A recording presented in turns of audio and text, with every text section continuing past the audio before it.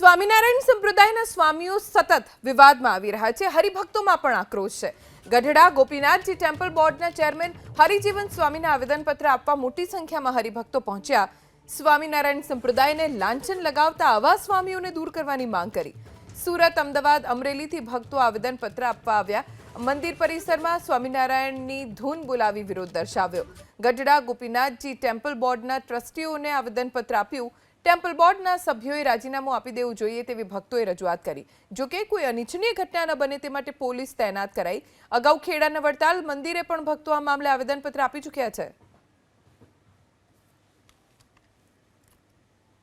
બે દ્રશ્યો આપ જોઈ શકો છો। બોટાદ અને વડતાલના દ્રશ્યો છે જ્યાં હરિભક્તોનો આક્રોશ જોવા મળી રહ્યો છે। પરિણામ એ આવ્યું કે ખૂબ મોટી સંખ્યામાં હરિભક્તો અલગ અલગ શહેરમાંથી આવી રહ્યા છે અને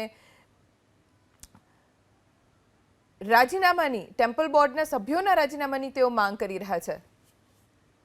આજે જે આવેદનપત્ર આપ્યું છે એ અમે ટ્રસ્ટી તરીકે અમે સ્વીકાર્યું છે। ત્રણેય ટ્રસ્ટીએ આની ચર્ચા અમે આવતી મિટિંગમાં કરશું અને જે કાંઈ ગઢડા ડિસ્ટ્રિક્ટ કોર્ટ બેન્કે ગઢડાની સ્કીમ ઘડી છે મંદિરની, એની જે જોગવાઈઓ છે એ જોગવાઈઓ પ્રમાણે હરિભક્તો, સંતો અને કમિટી મેમ્બરો ભેગા થઈ અને એની જે કાંઈ જોગવાઈઓ પ્રમાણે કાર્યવાહી થતી એ તમામ કાર્યવાહી કરશું। મારી દ્રષ્ટિએ સંપ્રદાયની દ્રષ્ટિએ ખરાબ જ વસ્તુ છે, સંપ્રદાયને કલંક લાગે એવી વસ્તુ છે।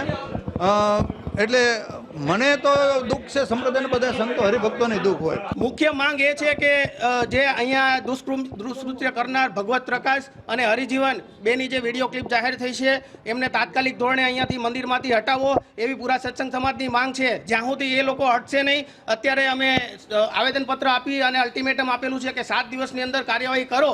અને પૂનમે એમના ટ્રસ્ટીઓની મિટિંગ છે, ટ્રસ્ટીઓ હાલ મળ્યા છે પણ સાધુઓ ભાગી ગયા છે અને સાધુઓને કહેવાનું એ કે તમે કેમ મીડિયા સામે આવતા નથી અને હરિભક્તોથી કેમ દૂર રહો છો।